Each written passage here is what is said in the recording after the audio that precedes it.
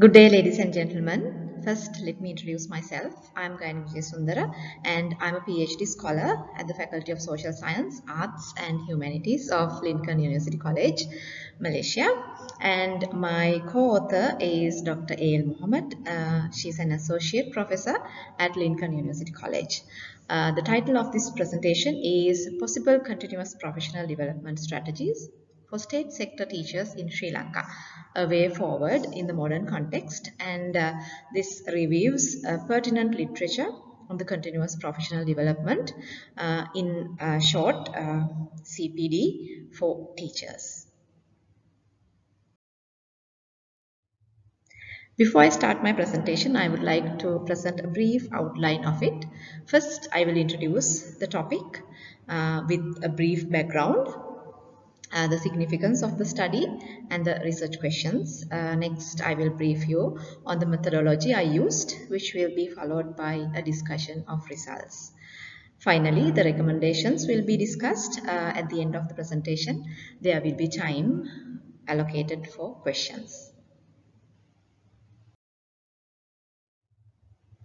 Talking about the background and the significance of the study, this study is based on a part of a larger literature review conducted for my PhD research that targets providing professional development opportunities for teachers of English literature in Sri Lanka.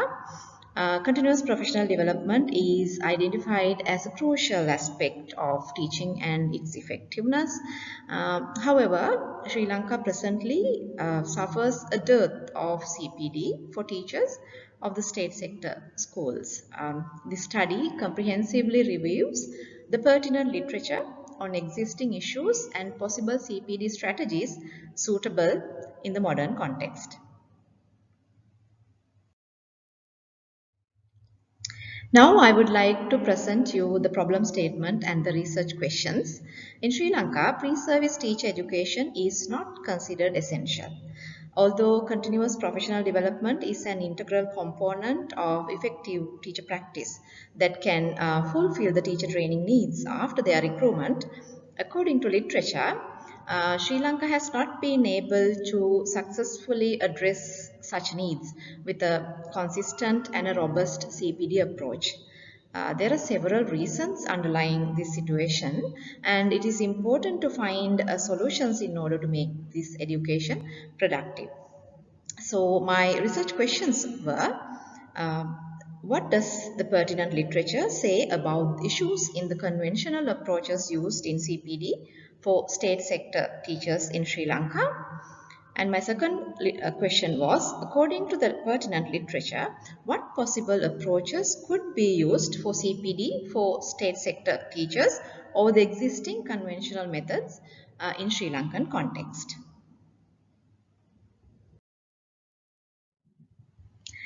We are coming to the methodology now. This review of literature has focused on 37 studies published in and outside Sri Lanka, and they were journal articles, book chapters, and books published online. Pertinent literature on the CPD for teachers, those were published from 2014 to the present day, were reviewed. The majority comes from 2018 to 2023. Data analysis was a qualitative analysis using typological categorization of literature and thematic analysis of the content.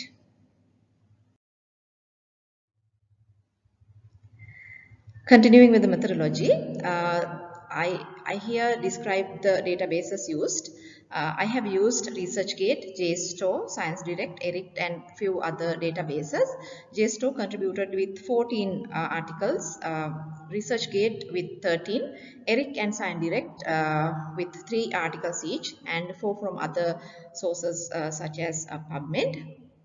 I have located 70 articles and used 37 out of them for this review.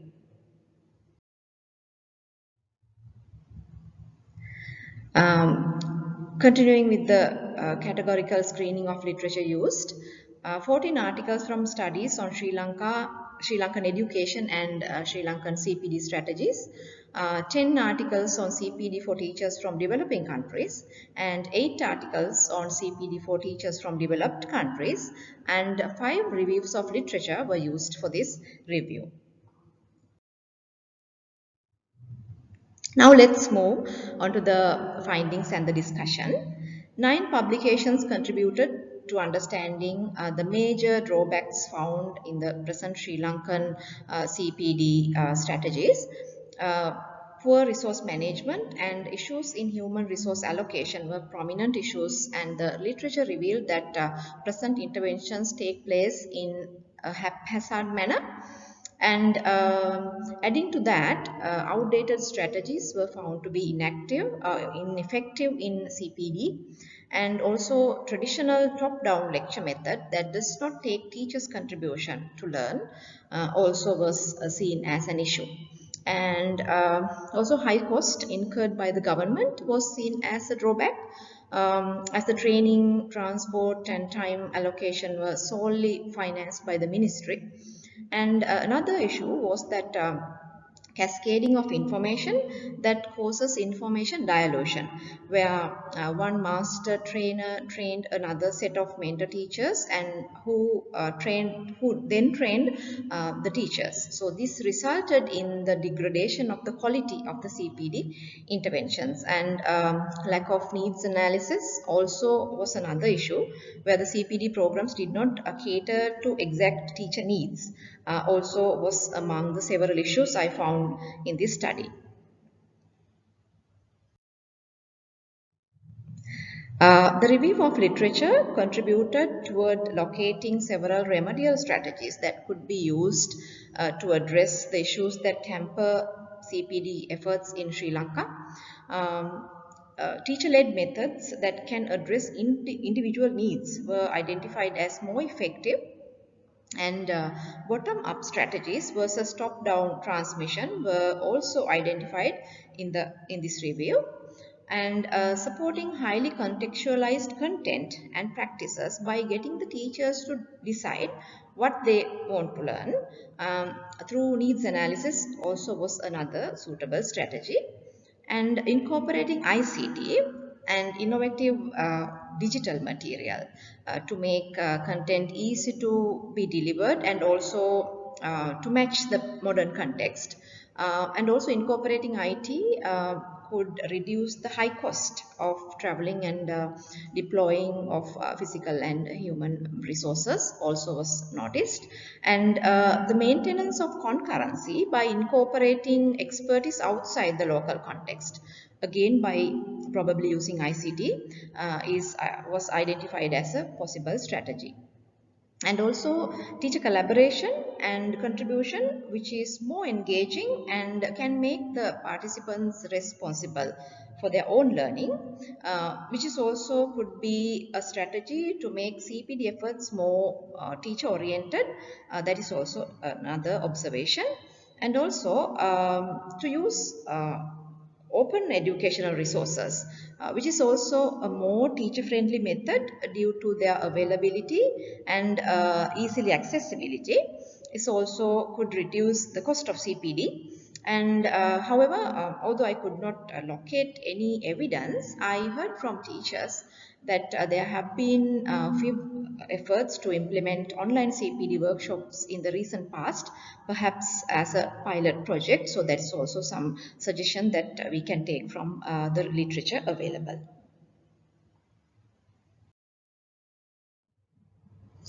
Therefore, findings suggest that incorporating context-centric, innovative, techno-friendly strategies led by teachers should be considered while planning CPD programs for them to be effective in terms of productivity and also the cost effectiveness.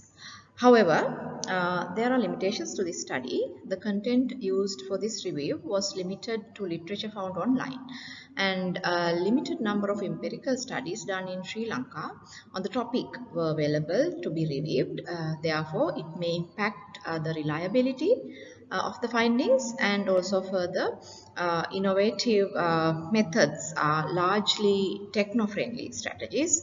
The usability may be impacted by the availability of technology in the country, as specifically as the country is going through an economic crisis.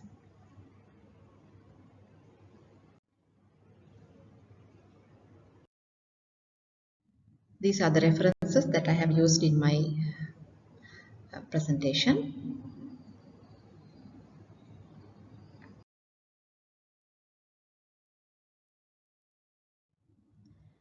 I have come to the end of my presentation and thank you for listening.